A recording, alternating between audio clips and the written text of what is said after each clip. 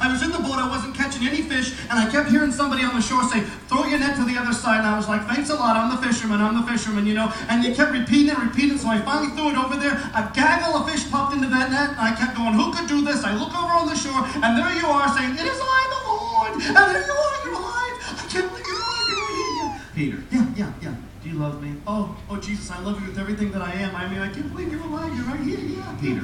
Yeah. Do you love me? Oh, yes, I love you with everything that I am. And I'm sorry about that rooster clucking and all that kind of stuff and running away. I'm so sorry. But here you are. You're alive. Peter. Yes. Do you love me?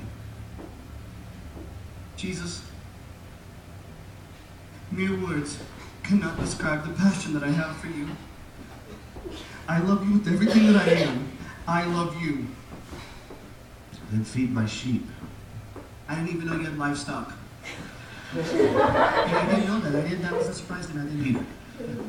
That morning, that the ladies came to the upper room. You remember that? Yeah. Mary, she was running up, and it sounded like she was saying, beehive, beehive, beehive. And I'm like allergic to bees. I'm like, keep them out. You know what I'm saying?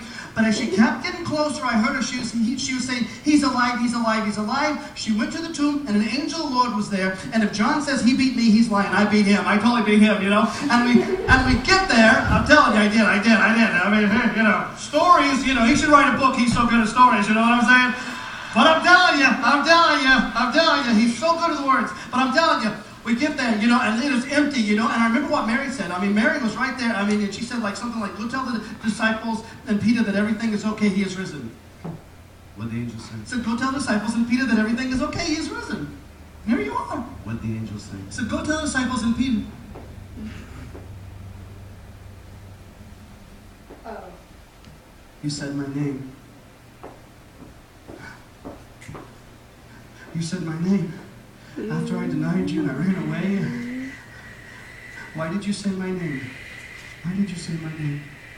Peter, that's my grace. It's not about what you've done. You can't do enough. And you can't be too bad. It's not about what you've done. It's about what I just did. I say your name because I love you. Go back to the little kid part. No!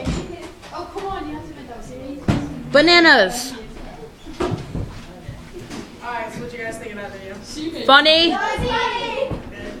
Do you guys understand the teenage part? Because that was a little confusing. Because when Yes. I watched it first, I was like, what? Yeah, I got it. But he was saying that nothing is the something. That nothing can pull you away from God. Name it. Name something bad that you could do. I was going to say piggies, but they're not really bad. Well, but you. Have a leaf are. My friend got attacked by piggies. Hey, you. Shush. Say stuff for listen. Hey, whatever you think is bad, nothing can pull you away from God. Nothing. Whatever pops in your mind, nothing can pull you away from the grace, the love of God. Hey, does anybody have their Bibles? Cricket. I've got mine. Bible study, you guys. Wait, I think it's in the other pocket. Yes. No, my Bible's on my phone. There is one thing. There's a Bible right here. See, look, there's my Bible. The unpardonable sin. Does anybody know what the unpardonable sin is? Unpardonable means not able to forgive. Does 'Cause I anybody can. know what the unpardonable sin is? Because it's interesting. Hey, Donna's talking. Sylvie. Donna's talking. Does anybody know what the unpardonable sin is? Destiny, you be quiet. You two care. No. Does anybody know what the unpardonable sin is? You know what unpardonable means? What does that mean, unpardonable? If you're in prison and you receive a full pardon, what's that mean? It means you get out of jail. It's a get out of jail ticket. Okay? There is one sin that is not forgivable. Absolutely, you will go to hell if you commit this sin. Hands down, no doubt about it. Do you guys know what that is? Murder. Nope. Sin. I said not any words out of Cure or Destiny because they know the answer. I do. Hunter, what do you think it is? Don't know? I'm too busy watching these movies. Nah. He's recording this.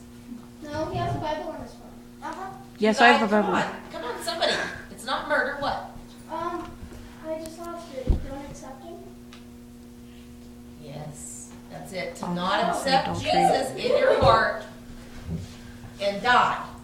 Okay, the key there is you got to die. If you go through your whole entire life and you die when you have not accepted Jesus into your heart, to die without Jesus in your heart is the only unpardonable sin. So don't let anybody ever tell you that there is, because I've heard people say, oh, I know what it is, I can't think of what it is right now, but I know there is one. Well, you're right, there is one. And that's to die without Jesus. Okay, I'll shut up now. Okay, can I have someone look up Ephesians 2:8?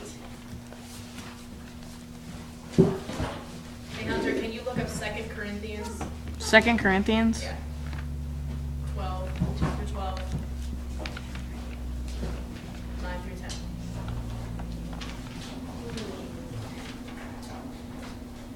You said 2nd, 9 through 10? 2 Corinthians 12, 9 through 10.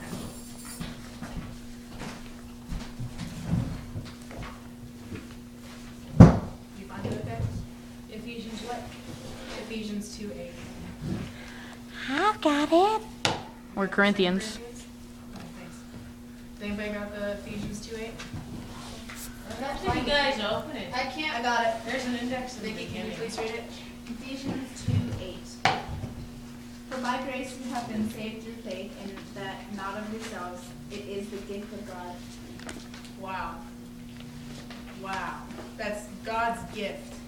This grace that you can do anything terrible, and no matter what, God loves you. Okay, Hunter, could you read 2 Corinthians 12, 9 through 10?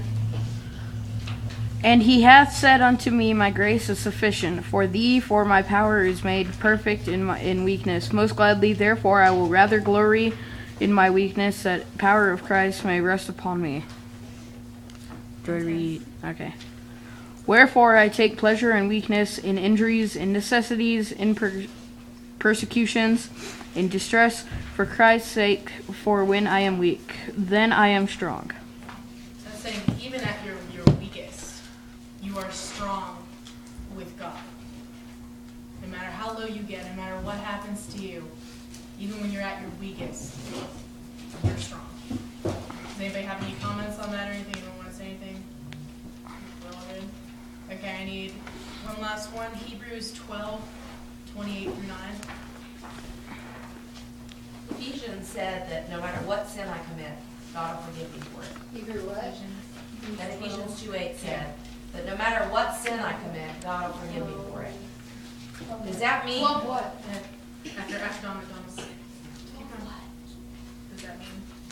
Does that mean that I can go through today and commit all the sins I want before I go to bed tonight, ask God to forgive me for them, and then tomorrow I can go through the day, commit all the sins I want, and then before I go to bed at night, ask God to forgive me for them, and that every day I can just go hog wild and commit all the sins I want to commit, and then as long as I make sure I ask God to forgive me for them before I go to bed, then I'm going to be all right. That actually ties in with the Hebrews 12, because if you know something's wrong, that doesn't mean you do what you want because God will forgive you for it.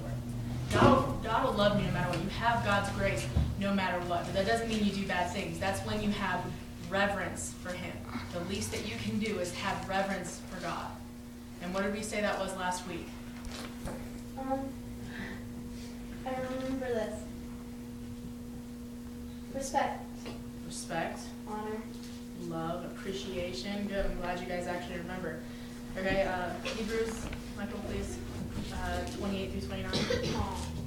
So we wanted to read it. Oh, so you had it? I'm sorry. Go ahead.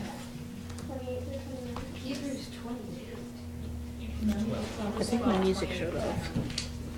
Yeah. Therefore, since we are receiving a kingdom which cannot be shaken, let us have